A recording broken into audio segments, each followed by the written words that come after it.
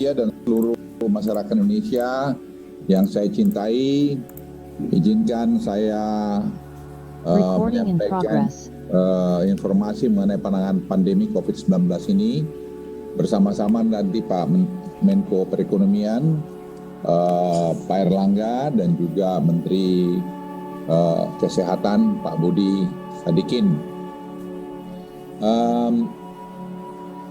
Penerapan perpanjangan PPKM level 4, 3, dan 2 yang dilakukan sejak tanggal 7 Agustus hingga 16 Agustus 2021 Jawa Bali menunjukkan hasil yang semakin baik. Hal ini dapat terlihat dari tren kasus konfirmasi yang pada tanggal 15 Agustus kemarin turun hingga 76%. Kalau minggu lalu saya laporkan 59%, sekarang di 76%, dan kasus aktif turun 53% dari titik puncaknya. Jumlah angka kesembuhan juga meningkat dan jumlah kematian terus mengalami penurunan. Kami juga melihat tren penurunan terjadi pada positivity rate, perawatan pasien, kasus konfirmasi, dan angka kematian pada hampir seluruh provinsi di Jawa dan Bali. Namun berdasarkan hasil kunjungan lapangan yang pada beberapa yang lalu, masih ada perbaikan-perbaikan yang perlu dilakukan pada beberapa wilayah. Oleh karena itu, langkah-langkah intervensi telah diambil antara lain dengan melakukan mobilisasi pasien-pasien isoman ke pusat-pusat isolasi yang disediakan oleh pemerintah, kota kabupaten, dan memastikan ketersediaan obat serta oksigen konsentrator. Hingga kami harapkan dalam minggu depan akan terjadi perbaikan yang signifikan, terutama untuk wilayah Bali dan Malang Raya. Bali sampai hari ini saya kira menunjukkan hasil yang baik sekali karena mereka sudah bisa memindahkan hampir 1.400 teman-teman kita dari isoman ke isoter. Dan Malang Raya juga telah membuat progres dalam konteks ini. Terkait indikator kematian, saya perlu tegaskan bahwa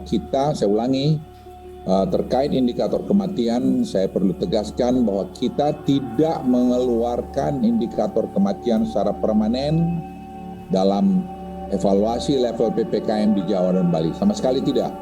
Kami sedang mengharmonisasi data ini atau cleansing data ini, sehingga kita harapkan dalam minggu depan itu akan bisa kita umumkan kembali.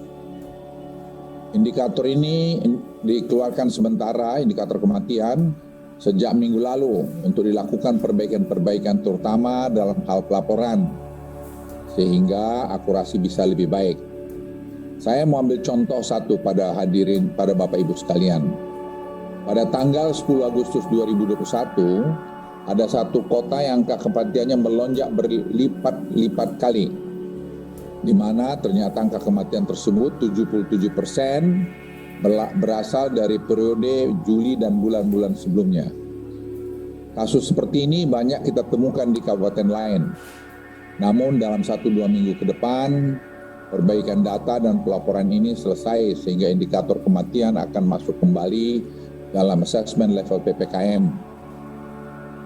Pemerintah pusat juga mendorong kepada pemerintah daerah untuk segera membuat pusat-pusat isolasi ibu hamil, karena ini sangat penting dan kami lihat kemarin di Batu sudah jalan. Proses prioritas vaksinasi kepada ibu hamil dan penyediaan fasilitas rumah sakit rujukan bagi ibu hamil yang terkonfirmasi positif untuk menekan angka kematian pada ibu hamil. Perlu saya sampaikan juga bahwa mobilitas masyarakat di Jawa Bali sebagian besar sudah kembali pada kondisi normal, sama seperti sebelum kenaikan varian Delta terjadi. Hal ini mengindikasikan peningkatan mobilitas masyarakat yang cukup signifikan dibanding pada awal bulan Juli yang lalu. Di satu sisi menunjukkan ekonomi pulih dengan cepat, namun berisiko terhadap meningkatnya kasus pada 2-3 minggu ke depan. Jadi kita harus semua super hati-hati menghadapi ini dan harus mengikuti protokol kesehatan dan juga tadi menyangkut masalah vaksin. Untuk itu momentum yang sudah cukup baik ini harus terus dijaga. berdasarkan evaluasi yang dilakukan atas arahan petunjuk Presiden Republik Indonesia, maka PPKM level 4, 3, dan 2 di Bali akan diperpanjang sampai tanggal 23 Agustus 2021. Dalam penerapan perpanjangan PPKM seminggu ke depan, terdapat tambahan kabupaten kota yang masuk ke level 3 sebanyak 8 kabupaten kota, sehingga total kabupaten dan kota yang masuk dalam level 3 dan 2 mencapai 61 kabupaten kota. Terkait keputusan ini akan dituangkan dalam instruksi Mendagri secara detail. Selanjutnya, saya perlu juga jelaskan bahwa percobaan pembukaan yang dilakukan di pusat perbelanjaan seperti mal menunjukkan implementasi yang cukup baik. Melalui sistem Peduli Lindungi, pemerintah mendapati hasil ada 1,015 juta orang yang melakukan check-in pada sistem agar dapat masuk pusat belanja _mall, dan ada 619 orang ditolak masuk oleh sistem dan tidak diperkenankan untuk masuk ke dalam pusat perbelanjaan dalam seminggu terakhir dengan berbagai macam alasan. Hasil evaluasi menunjukkan penerapan protokol kesehatan di pusat perbelanjaan mal sudah dilakukan secara disiplin, dan ini juga sekaligus untuk mendisiplinkan kita semua. Untuk itu pemerintah akan memperluas cakupan kota di level 4 yang dapat melakukan uji coba ini. Selain itu pemerintah juga meningkatkan kapasitas kunjungan pusat perbelanjaan mal menjadi 50% dan memberikan akses dine-in, makan di tempat sejumlah 25% atau hanya 2 orang per meja pada pusat perbelanjaan dan mal selama seminggu ke depan di wilayah level 4 yang melakukan uji coba, dan di wilayah level 3. Protokol kesehatan yang ketat tetap dilakukan untuk menggunakan protokol pelaksanaan yang sudah berjalan saat ini dengan aplikasi Peduli Lindungi untuk melakukan screening terhadap pengunjung. Hal ini tentunya akan membiasakan masyarakat untuk hidup disiplin secara terdigitalisasi yang membuat perubahan pada pola hidup masyarakat saat ini. Seperti sampaikan pidato Presiden tadi siang, dan kita sudah berkali-kali melihat, maka hidup kita ini akan terjadi perubahan gayanya karena Delta varian ini. Dan kita semua harus banyak terlibat dengan digitalisasi untuk mencoba mengontrol COVID-19 ini.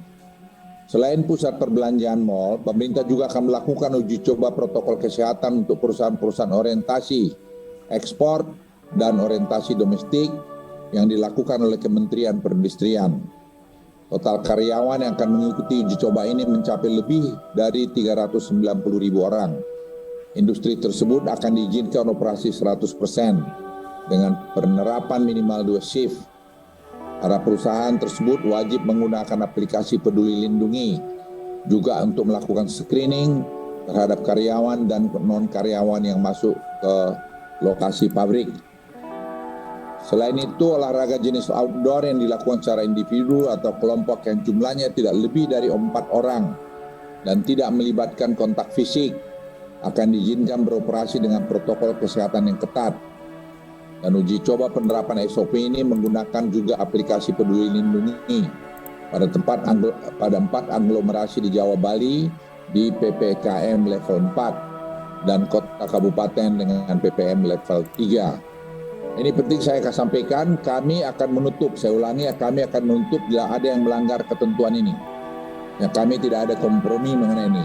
Dan ini juga tanggung jawab pemilik untuk tidak membuat itu menjadi klaster baru.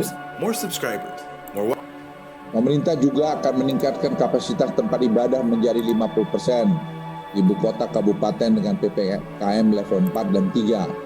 Tentunya juga sama dengan penerapan protokol kesehatan yang baik.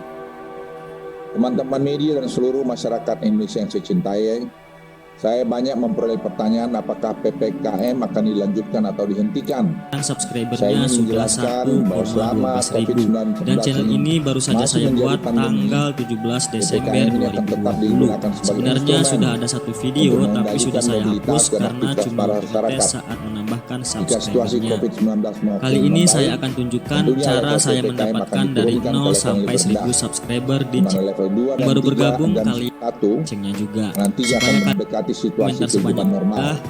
Oleh karena itu evaluasi akan dilakukan setiap minggu sehingga perubahan situasi dapat kita respon secara cepat. Bapak Ibu sekalian, kita jangan juga channel contoh aja ini adalah channel yang baru saja saya buat, belum ada subscriber sama sekali dan belum ada videonya. Channel ini saya buat di tanggal 17 Desember 2020. Untuk menambahkan subscriber, setidaknya kalian harus memiliki satu buah video. Sekarang kita coba untuk upload dulu satu pada video. protokol kesehatan bukan tidak mungkin ini akan naik kembali. Dan ini akan memukul kita semua, baik dari aspek ekonomi maupun dari aspek kemanusiaan. Kami ingin menekankan sekali lagi bahwa ada 3 pilar utama dalam penanganan pandemi COVID-19 ini. Pertama adalah peningkatan coverage vaksinasi secara cepat. Kedua, penerapan 3T yang tinggi, testing, tracing, dan treatment. Dan terakhir adalah kepatuhan 3M, terutama soal penggunaan masker yang baik. Untuk tracing di Jawa, Bali berdasarkan laporan dari TNI dan Polri, rasio kontak erat sudah mencapai 5-6 orang untuk setiap pasien positif. Tentu ini harus ditingkatkan lagi, kita berharap akan bisa double digit. Dalam penanganan pandemi ini, pemerintah selalu mengedepankan keseimbangan antara aspek kesehatan dan ekonomi. Pembukaan kembali mobilitas dan aktivitas masyarakat harus dilakukan secara gradual dan dievaluasi seiring dengan peningkatan cakupan vaksinasi. Kepatuhan terhadap protokol kesehatan dan kecepatan testing, tracing, dan treatment sehingga tidak kita tunggu dulu menimbulkan sampai penyebaran prosesnya COVID-19 secara signifikan lagi. Setelah prosesnya selesai, sekarang yang yang kita butuhkan di sini adalah link dari videonya. Kita bagikan, kemudian kita salin. Indonesia yang ke-76 esok hari. Tentunya hal ini dapat tercapai berkat arahan petunjuk Presiden Republik Indonesia sebagai penanggung jawab tertinggi dan komandan tertinggi dalam penanganan COVID-19 ini. Sekali lagi, dalam struktur organisasi itu disusun sedemikian rupa untuk memudahkan pengendalian, sehingga Menteri Perekonomian bertanggung jawab untuk daerah luar Jawa Bali, dan saya bertanggung jawab untuk Jawa Bali, karena ini menyangkut rentang kendali. Karena juga mengkoordinasikan begitu banyak lembaga institusi yang terlibat, dan juga perlu disadari bahwa tidak semudah yang disampaikan orang bahwa itu mudah dilakukan. Tentunya hal ini dapat tercapai sekali lagi karena kerjasama kita semua. Kerjasama mulai dari para menteri, pimpinan lembaga. Selanjutnya kita masuk ke sebuah aplikasi dan aplikasinya bisa kalian download di link yang ada di deskripsi video ini di bawah. Setelah memiliki aplikasinya, kalian langsung saja buka dan login menggunakan akun Google. Terserah menggunakan akun Google kalian yang mana aja, yang penting loginnya menggunakan sebuah akun Google. Tapi mereka juga bekerja di lapangan, memberikan masukan-masukan. Untuk menambahkan subscriber, kalian masuk ke bagian kampanye. Di sini ada dalam 100 tahun terakhir ini belum ada kasus seperti ini. Pilihan subscriber, like, dan views. Kemudian ada view saja dan ada juga like saja. Kita pilih yang mendapatkan subscriber, like, dan views juga. Selanjutnya tempelkan link dari video yang mau kalian tambahkan subscribernya. Di sini kita tempelkan link video yang barusan kita upload tadi. Juga terus berharap agar untuk pilihan subscriber minimal 10 subscriber dan maksimal 1000 subscriber. Kita coba yang 40 subscriber dan kita akan mendapatkan like 40 dan views juga 40. Dengan durasi 60 detik atau 1 menit per view-nya. Dan cara kerjanya di sini kita harus menukarkan dengan koin sebanyak 10.400 koin. Karena koin kita di sini 1.780 koin, saya akan tunjukkan cara mendapatkan koinnya lagi. Untuk mendapatkan koinnya mudah sekali, kalian cukup like dan subscribe ke channel. Untuk berjuang terus keluar dari pandemi COVID-19 ini. Indonesia tangguh, Indonesia tumbuh. Terima kasih. Wassalamualaikum warahmatullahi wabarakatuh. Saya persilakan Menteri Perekonomian. Terima kasih Pak Menko Marinvest. Bukan cara mendapatkan koinnya lagi. Untuk mendapatkan koinnya mudah sekali, kalian cukup like dan subscribe ke channel yang sudah diarahkan oleh aplikasi ini. Kalian masuk ke bagian subscriber dan klik subscribe. Selanjutnya, sesuai dengan arahan Bapak Presiden bahwa konsentrasi adalah 1, menekan mobilitas, Yang kedua, penanganan di hulu dengan prioritas. Karena koin kita di sini 1780 koin, saya akan tunjukkan cara mendapatkan koinnya lagi. Untuk mendapatkan koinnya mudah sekali, kalian cukup like dan subscribe ke channel yang sudah diarahkan oleh aplikasi ini. Kalian masuk ke bagian subscriber dan klik subscribe. Selanjutnya kalian akan langsung diarahkan ke YouTube. Sebelum kembali ke aplikasinya, kalian like dan subscribe video-video yang sudah tersedia. Semua untuk dinaikkan ke level sama dengan rata-rata nasional. Nah, kita ketahui, alhamdulillah sesuai dengan apa yang digariskan Bapak Presiden, telah terjadi penurunan, dan kita ketahui bahwa kasus di luar Jawa Bali ini sekitar 31% daripada total kasus nasional. Namun kasus aktifnya yang terakhir itu 50,8%. Kasus kesembuhannya adalah 81,51%, kemudian kasus kematiannya sekitar 2,8%.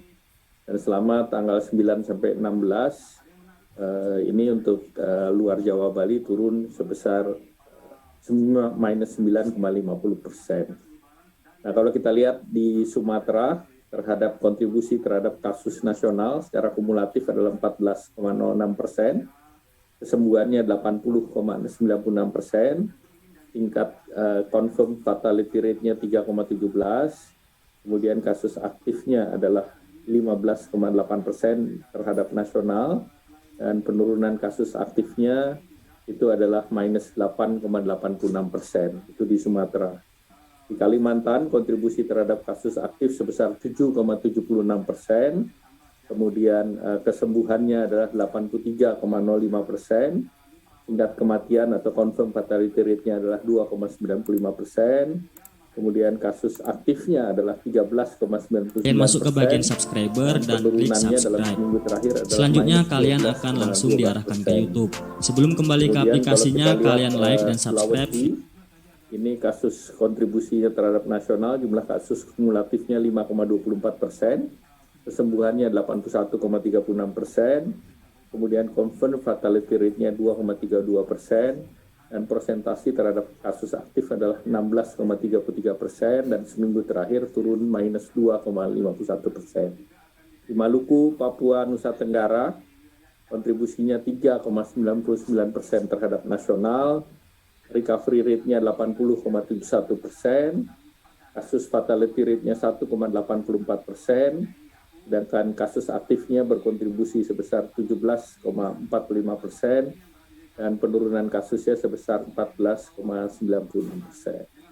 Nah, kita lihat dari 27 provinsi di luar Jawa ini, 45 kabupaten kota menerapkan PPKM level 4, dan untuk wilayah pulau, 5 provinsi adalah level 4, 13 provinsi level 3, dan 9 provinsi di level 2. Kalau kita lihat di Sumatera, 10 provinsi bubble, itu adalah tingkat 4, sedangkan yang tingkat 3 adalah Riau, Sumbar, Sumut, Bengkulu, Jambi, Kepri, dan 3 provinsi di tingkat 2, yaitu Aceh, Lampung, dan Sumsel. Di Kalimantan dari 5 provinsi, 2 provinsi di level 4, yaitu Kaltara dan Kaltim, dan ini berpindah dari sebelumnya. Ya, sebelumnya adalah di Kalbar dan Kalsel, sekarang 2 provinsi di tingkat 2 adalah Kalsel dan Kalteng, dan 1 provinsi adalah Kalbar di level 2. Kemudian di Sulawesi dari 6 provinsi, yang level 4 adalah Sulawesi Tengah, kemudian 4 provinsi di level 3 yaitu Gorontalo, Sulut, Sulsel, Sulbar, dan 1 provinsi di level 2 yaitu Sulawesi Tenggara. Sedangkan di Maluku, Papua, dan Nusa Tenggara, dari 6 Nusa Tenggara di luar Bali, jadi 6 provinsi, 1 provinsi tingkat 4 yaitu Papua Barat, 1 provinsi tingkat 3 yaitu Nusa Tenggara Timur, dan 4 provinsi tingkat 2 adalah Maluku, Maluku Utara, Papua, dan NTB. Dari indeks mobilitas, beberapa provinsi masih menunjukkan positif, di mana ini kita akan tekan untuk turun, yaitu di Kepri 2,4%, Babel 1,1%, Jambi 0,8%, Bengkulu 0,5%, Papua 2%, Papua Barat 1%, dan Maluku 0,2%. Kalau dari kota di Sumatera adalah Pematang Siantar, Lampung, dan Jambi. Kalau di Papua adalah Kota Jayapura, di NTT adalah Sumba Timur dan Kupang. Dan kemudian kalau kita lihat dari kasus aktif yang masih naik adalah Sumatera Utara 10,6%, Jambi 2%, Aceh 2%, Kalsel 8,6%, Kalteng 0,4%, Sulbar 15,17%, Sulteng 7,11%, Sulut 6,54%, NTB 9,82%, dan Papua 0,31%. Dari segi fatality rate, Lampung memang tercatat tinggi, namun dalam kunjungan ke Lampung memang perlu ada harmonisasi data. Kemudian Sumsel 4,7, Aceh 4,3, Kaltim 3,1, dan Kalsel 3%. Kemudian dari segi BOR yang di atas 60% adalah Kalsel 76%, Kaltim 70%, Gorontalo 69%, Sulteng 69%, dan Sulut. Terkait dengan ini, pemerintah mendorong agar tingkat daripada bed occupancy rate-nya, rumah sakitnya ditingkatkan kembali. Kemudian dari capaian vaksinasi, rata-rata yang di atas nasional adalah Kepri 69,9%, Sulut 37,15%, dan Jambi 26,18%. Nah, yang diterapkan kita tidak berubah, yaitu 45 kabupaten kota, dan khusus untuk di luar Jawa Bali sesuai dengan apa yang dituliskan dalam instruksi Mendagri, memang diperlakukan dari tanggal 10 kemarin sampai dengan 23 Agustus. Nah, kalau kami lihat beberapa hal yang dapat kami catat bahwa perpanjangan yang 2 minggu ini tetap berlaku sampai dengan tanggal 23 Agustus 2021 dengan PPKM kabupaten dan kota di luar Jawa Bali.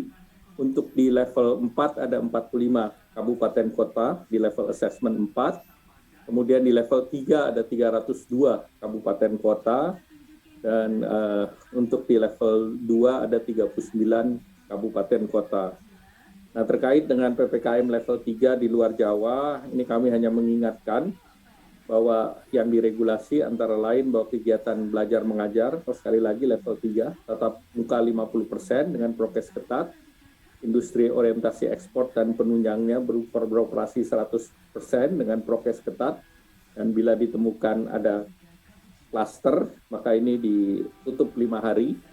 Kemudian restoran dengan maksimum 50% dengan prokes ketat, ini khusus yang level 3, mal dan pusat perbelanjaan sampai dengan jam 8 dengan kapasitas 50% dengan wajib masker, dan tempat ibadah maksimum 50% atau 50 orang dengan prokes ketat. Sedangkan terkait dengan PPKM level 4, kemarin kita sudah juga membuat regulasi bahwa orientasi ekspor dengan prokes ketat, dan bila ditemukan kasus ditutup 5 hari, dan tempat ibadah 25% atau maksimum 30% dengan prokes ketat, dan hal lain yang kemarin sudah dibuka, baik itu warteg, PKL, toko kelontong, pasar tradisional, daerah yang terkait dengan hal yang sudah diatur di dalam instruksi Mendagri. Demikian mungkin beberapa hal, dan kami kembali tegaskan bahwa dalam perpanjangan yang mulai tanggal 10 sampai dengan 23 Agustus, seluruhnya masih diberlakukan dengan level yang sudah dituliskan di dalam instruksi Mendagri. Dan selanjutnya, tadi juga disampaikan bahwa pemerintah mempersiapkan juga isolasi terpusat, di mana isolasi terpusat ini dalam bentuk kapal, yaitu kapal Pelni, dan ini uji coba dilakukan di Makassar, dan sekarang dipersiapkan di Kota Medan, yaitu KM Bukit Raya dengan kapasitas sekitar 1.000, kemudian 1.000 tempat tidur, kemudian di Lampung, itu dipersiapkan KM Lawit sekitar 1.000 juga tempat tidur. Kemudian di Padang juga sedang dipersiapkan, tentu administrasi sedang dibahas antara pemerintah daerah dan pemerintah pusat, perhubungan dan BNPB. Kemudian di Bitung juga kapasitasnya 1.000. Kemudian juga untuk Sorong dan Jayapura, di mana di Jayapura disiapkan untuk 2.000 kapal dan ini akan terus dioperasikan sampai dengan PON nanti. Sedangkan isolasi terpusat lain yang disiapkan adalah baik itu Wisma Haji, diklat dan berbagai tempat fasilitas lain, termasuk juga di level kelurahan, kecamatan dan kota, dan seluruhnya sedang dipersiapkan oleh Satgas Covid. Dan kami berterima kasih kepada TNI dan Polri, kepada Gubernur bersama Forkominda, Pangdam dan Kapolda, baik itu juga kepada Wali Kota, Bupati, Kapolres dan Dandim, beserta Kajati di masing-masing wilayah yang terus mendorong agar seluruh pelaksanaannya bisa terintegrasi dan juga terkait dengan penyerapan anggaran yang sampai dengan bulan Agustus ini, terutama anggaran untuk penanganan COVID dan pemberdayaan ekonomi daerah untuk terus lebih didorong kembali. Demikian, terima kasih, selamat Hari Kemerdekaan, dan semoga kita berdoa, semoga kita bisa menangani secara baik, semoga kita bisa merdeka dari COVID, dan semoga juga kita bisa hijrah perilaku dengan kedisiplinan yang lebih kuat. Demikian, terima kasih Pak Menko Marinvest. Wassalamualaikum warahmatullahi wabarakatuh. Terima kasih, saya silakan Menteri Kesehatan. Terima kasih Pak Menko Marinvest, Menko Perekonomian, rekan-rekan media. Assalamualaikum warahmatullahi wabarakatuh. Rekan-rekan media, atas arahan Pak Menko, saya akan sampaikan 2 hal. Yang pertama mengenai progres vaksinasi. Alhamdulillah per hari ini kita sudah mencapai angka 83 juta suntikan. Untuk teman-teman media ketahui, kita mulai 13 Januari dan mencapai angka 50 juta di 8 Juli. Jadi sekitar 27 minggu. Jadi 27 minggu untuk dapat 50 juta. Nah, saya dikasih target dari Pak Menko dan Pak Presiden, jangan 27 minggu. Berikutnya bisa nggak 7 minggu mencapai 50 juta berikutnya. Sehingga kita sedang bekerja keras supaya kita bisa mencapai 100 juta di akhir bulan ini. Dan buat rekan-rekan media ketahui, sekarang posisi Indonesia itu nomor 9 di dunia dari jumlah yang disuntikan. Mungkin hari ini sudah naik menjadi nomor 8 di dunia dari jumlah yang disuntikan. Itu untuk menjawab keraguan-raguan tulisan satu majalah terkenal yang bilang bahwa dengan laju vaksinasi seperti ini, bangsa Indonesia akan selesai 10 tahun. Kita ingin sampaikan mungkin kita tidak sebodoh itu untuk bisa menyelesaikan vaksinasi ini dengan lebih cepat. Dan kemarin kita sempat 1,6 juta per hari. Belum seperti yang Bapak Presiden inginkan, tapi insya Allah dengan kerja keras kita bisa capai. Karena buat teman-teman media pahami, dari Januari sampai Juli 7 bulan, vaksinnya datang 90 juta. Bulan ini aja vaksin datang 70 juta. Jadi kita bayangkan kita mesti nyuntik yang tadinya 7 bulan, dalam 1 bulan kita masih suntik. Nah itu butuh juga dukungan dari teman-teman media dan sebagai informasi juga bahwa bangsa kita sebenarnya ya malah termasuk yang paling maju untuk vaksinasi. Yang kedua teman-teman, ini Pak Menko juga tadi udah sampaikan. Kalau kita amati sepertinya kita akan hidup lebih lama dengan virus ini. Nggak akan virus ini cepat hilang. Oleh karena itu, ya kita mesti membangun protokol kesehatan yang bisa mengatur segala tata kehidupan kita sehari-hari aman, tapi juga tetap bisa beraktivitas agar ekonominya tetap bisa jalan. Nah, Pak Menko sudah mulai dengan mall, jadi kita sudah pasangkan sistem protokol kesehatan berbasis teknologi digital di lebih dari 180 mall, dan sekarang kita sudah uji coba itu, sudah 1 juta orang yang kita check-in. Nah kita nanti atas permintaan Pak Menko, kita akan coba itu ke industri, kita akan coba itu ke transportasi, darat, laut, udara, kita akan masuk itu ke keagamaan, kemudian pendidikan, pariwisata. Jadi semua kegiatan kehidupan kita sehari-hari akan di-adjust protokol kesehatannya dengan menerapkan teknologi digital. Nah itu juga mohon dukungan teman-teman sekalian. Dan yang terakhir, tadi Pak Menko Marinvest bilang, ini ban ini badai pandemi COVID ini. Saya mau tutup dengan bilang, teman-teman media,